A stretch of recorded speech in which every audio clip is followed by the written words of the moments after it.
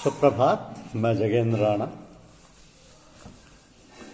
और आज आपसे जिस आध्यात्मिक विषय पर चर्चा कर रहे हैं वह है कमाल इंसानी। कमाल इंसानी। देखिए, कमाल इंसानी समर्थ सदगुरु परम संत महात्मा श्री रामचंद्र जी महाराज, परम पूज्य लालाजी महाराज द्वारा लिखित मानव जीवन की उच्च शिक्षा पर एक पुस्तक है, जिसका मूल मंत्र यह है कि कमाल इंसानी इसी में है कि फना फिला की सरहद में पहुंचकर बका बिल्ला में बाकी रहे। यानी आदमी की जिंदगी का उद्देश्य ये है कि ईश्वर में लय हो जाए और फिर वहाँ पहुंचकर उस जगह स्थित कर ले, यही उसका कमाल और यही आदर्श या आइडियल है। जब रास्ता तय करके सरहद में पहुंचता है तो सालोक्यता और सामीप्यता कहते हैं। यह फनाइयत की सरहद में पहुंचना है। सारूप्यता सत्य स्वरूप को बका कहते हैं और सायुज्यता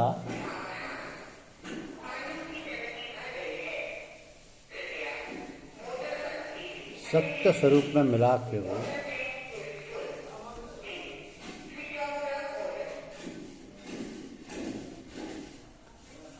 सत्य स्वरूप में मिलाप को वकादर बका या बकाबिल बका, इस सबको देखते भालते हुए रास्ते को तय कर जाना सैर कहते हैं। तो पस सैर अब्बल सैर इल्लिल्लाह है और सैर सानी सैर फी अल्लाह है और इंतहाई कमाल पहली सैर में है, दूसरी में नहीं। फिर से समझिए कि पस सैर अब्बल सैर इल्लिल्लाह है और सैर सानी सैर फी अल्लाह है और इंतहाई कमाल पहली सैर में है, दूसरी में नहीं।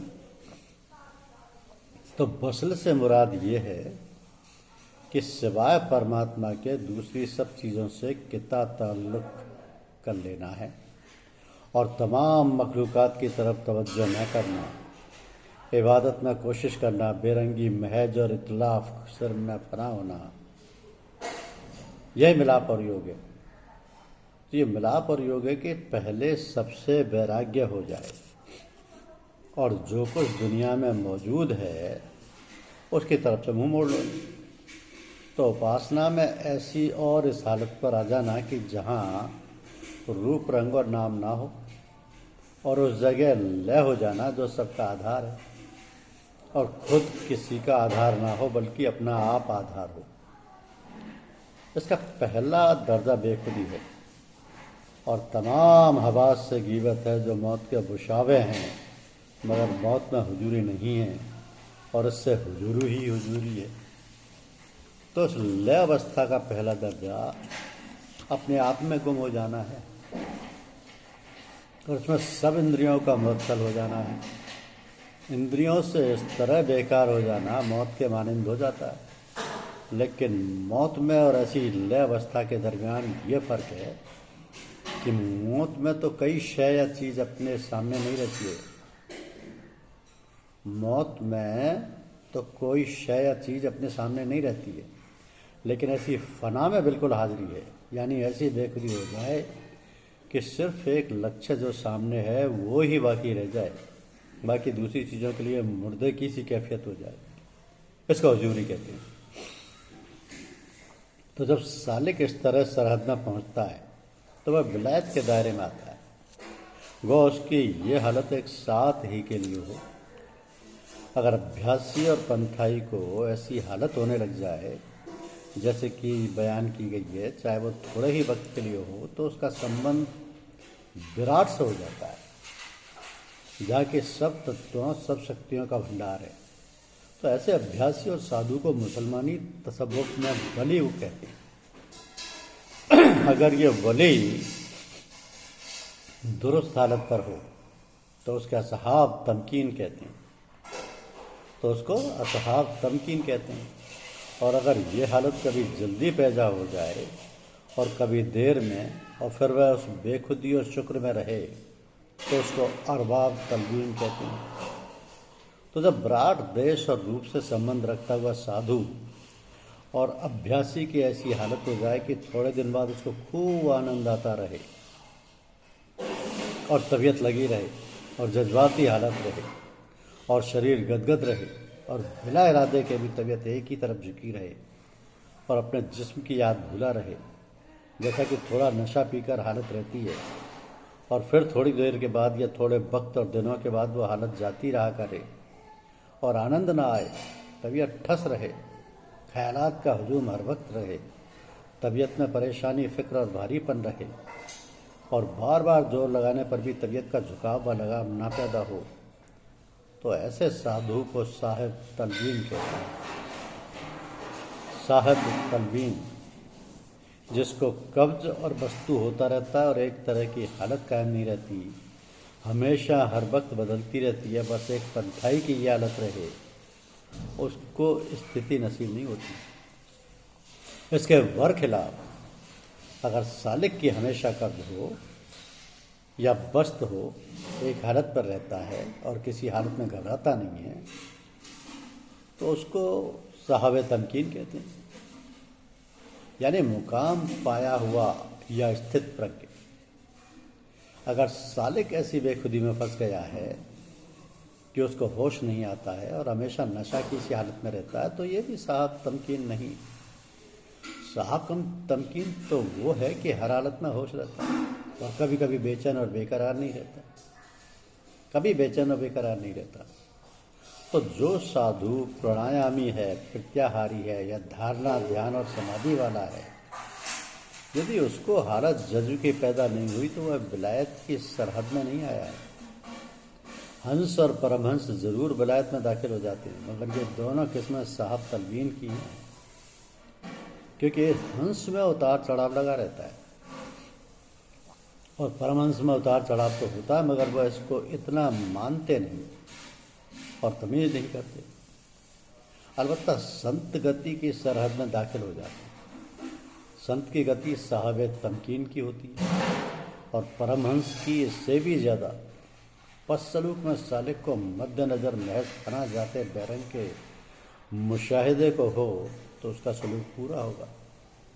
اگر داہنے بائیں دیکھنے لگے گا اور کسی دوسرے پرکار کے کشف میں پھنسے گا تو سیدھی راہ سے دور پڑ جائے گا۔ تو اگر پنتھائی کو راستہ اور منزل چلنے میں یہ خیال ہے کہ آسمان اور ستارے اور سورج اور چاند کی روشنی دیکھے اور صورت اور مورتوں کا دھیان باندھے، یا دل کی حالات معلوم ہونے لگ جائے، یا روحوں سے تعلق ہو کر ان پر قابو حاصل کرے، یا گپت ودھاؤں کو جاننا چاہے، سدھیوں اور شکتیوں کے حاصل کرنے میں لگ جائے، عمل اور تعویذ کی سدھی میں لگ جائے، تو وہ رجوگنی اور تموگنی واسنائیں ہیں۔ سالک کو درمیانی راہ جو ست کی ہے اختیار کرنا چاہیے، ورنہ سیدھے راستے کو بھول کر اگر اس سے دور جا پڑے گا، محض ذات حقیقت اور صد پد کی پراپتی کا اگر دھیان ہے تو اس کا سلوک پورا ہوگا۔ زیادہ تر یہی دیکھنے میں آتا ہے کہ لوگ ابھیاس اور یوگ کو صرف عجائب پرستی کے لحاظ سے کرتے ہیں، ان کو چاٹک ناٹک دیکھنے اور ردی سدھی کو اپنی دنیا کا مطلب پورا کرنے کے لیے اصلی غرض ہوتی ہے۔ جب یہ معاملات پورے نہیں ہوتے ہیں اور اصل لچک کی طرف اشارہ کیا جاتا ہے تو مایوس ہو کر اپنے گھر بیٹھ جاتے ہیں اور کہتے ہیں کہ مہاتما نہیں اور نہ کوئی سادھو بنے۔ جاننا چاہیے کہ سلوک کی کتابوں میں جس مقام کو جس ڈھنگ اور عنوان سے آراستہ کیا گیا ہے، پاوے تو دل اور اس کے سوا دوسرے کی طرف مائل نہ ہو اور اس کے اختیار کرنے میں ہمت مستقوم ہوئے کہ بلا حصول اس کے آرام نہ ملے۔ تو سالک کو چاہیے کہ اگر وہ کسی شغل اور ابھیاس میں لگ گیا ہے تو پہلے اس کو سلوک کی کتابوں میں دیکھنا چاہیے کہ اس کا عمل اور شغل اسی مقام کے ڈھنگ اور قاعدوں کے مطابق ہے یا نہیں، اگر ہے تو اپنا دل سوائے اس کے کسی طرف نہیں لگانا چاہیے، اور اس کو اس طرح اختیار کرے اور ہمت کو ایسا مضبوط کر لے کہ جب تک وہ بات پوری نہ ہو جائے آرام سے نہ بیٹھے۔ لیکن اس کی طلب ایسی ہے کہ اس کے حاصل کرنے میں موت کا سامنا ہے، اس لیے تذبذب میں پڑ جائے اور مقدم کرنے میں اس کی متردی ہو جائے۔ لیکن بعض لوگ ایسے ہوتے ہیں کہ سادھن وہ اختیار کرتے ہیں جو اس میں ایسی کٹھنائی دیکھتے ہیں جیسے کہ موت کی طرح سامنے جاتے ہوئے بھرم اور دودھا میں پڑ جاتے ہیں کہ کریں یا نہ کریں، اور پھر سب کاموں پر اسی شکل کی ترجیح دیتے ہوئے گھبراتے ہیں۔ تو ہر انسان کے اس کے اختیار کرنے میں ایک شان ہے، مگر میرے مختار یہ ہے کہ سالک اپنی پوری ہمت اسی جانب پھیرے کے فرائض اور سنت موقدہ اور سنت زوایت سے فارغ ہو کر کلمہ توحید کی طرف متوجہ اور ذکر و فکر اس کے مقام میں مستعد رہے، اور چند روز نوافل بطلابت کر نہ اور تصویر اور وظیفہ اور دعا کثرت اختیار کرے، اور ثواب کا ذخیرہ پیدا کرے، اور عبارات و اشارات اور تمام اعمال خیر کی تزئین سے کنارہ کشی کرے، اور رات دن اپنی موہم ہستی کے فنا میں کوشش کرے۔ تب امید ہے کہ عنایت ازلی کا جذبہ اس شخص کو خود ہی سے نکال کر فنا الفنا تک اور اس کے آگے بقاء البقاء کی سرحد تک پہنچا دے گا، تو خدا ہی کی ذات اور اس کی صفت کو دیکھے گا اور تمام اسی کا اثر پائے گا، اور سب فعل اسی کو معلوم ہوگا۔ یہ معلوم ہے کہ ہر آدمی کی شکل صورت ایک دوسرے سے نہیں ملتی ہے، اس کی پرکرتی، عادتیں اور سنسکار بھی الگ الگ ہوتے ہیں، لہذا اسی طریقے سے وہ تعلیم کو اپنے اس طریقے سے قبول کرتے ہیں۔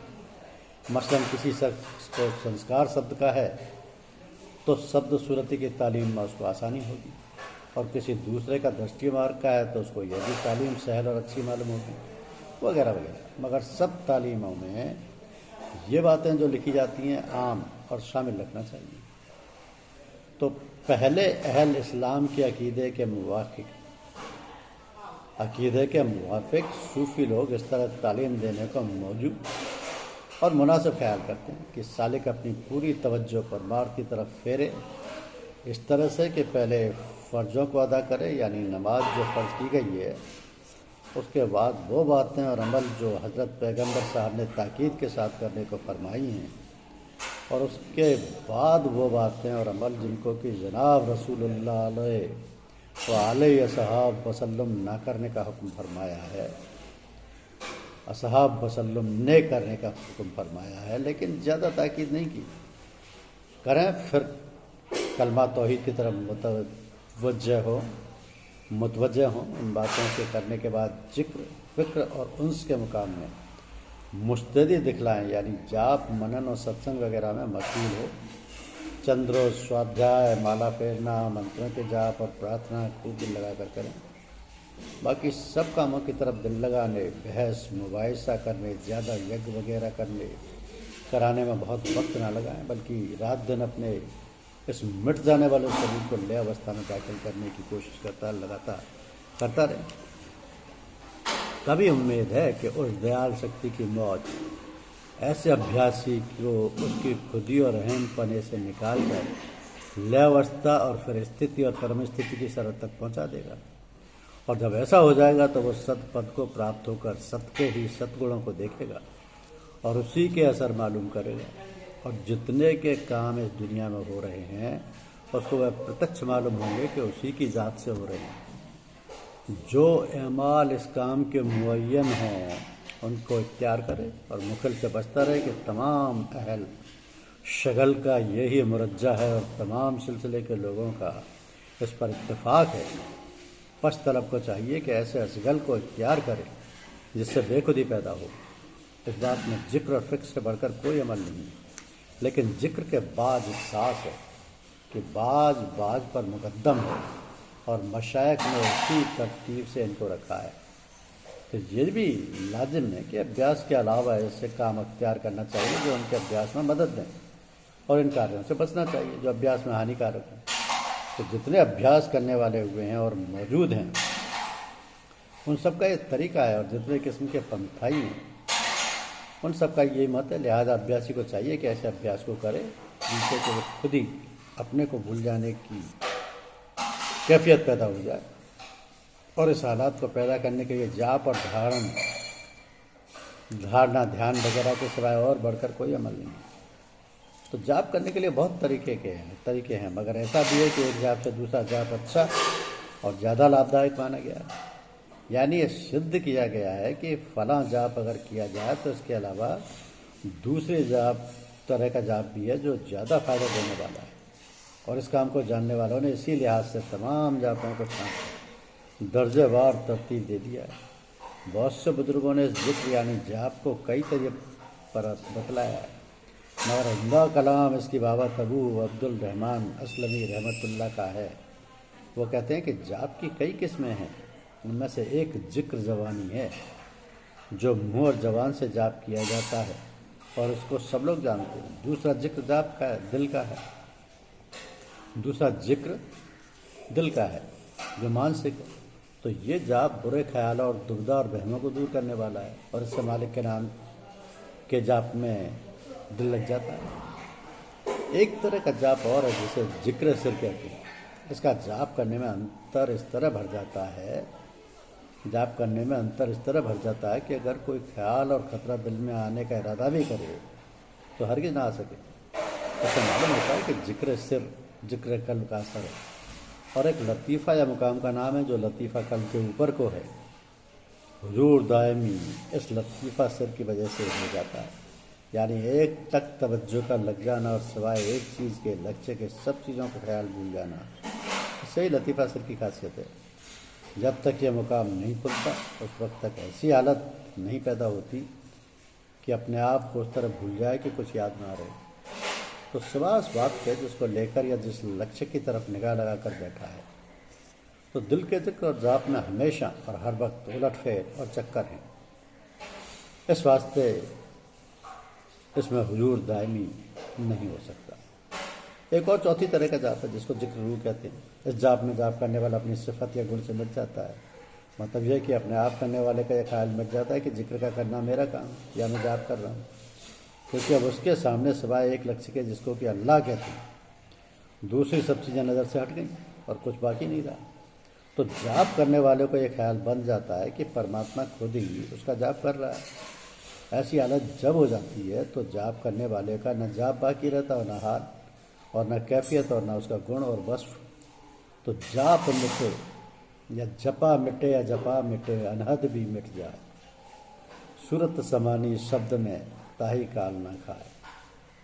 یہ حالت ستسنگ میں عام طور پر ابھیاسیوں کی ہو جایا کرتی ہے کہ ستسنگ شروع ہی کرتے وقت دل جاپ کرتا ہوا معلوم ہوتا ہے، لیکن تھوڑی دیر بعد پھر کوئی بات شبد وغیرہ کی معلوم نہیں ہوتی، جس کی شکایت اکثر لوگ اپنی ناواقفیت کی وجہ سے کیا کرتے ہیں اور اس کو عیب یا اپنی طرف سے نقصان خیال کیا کرتے ہیں۔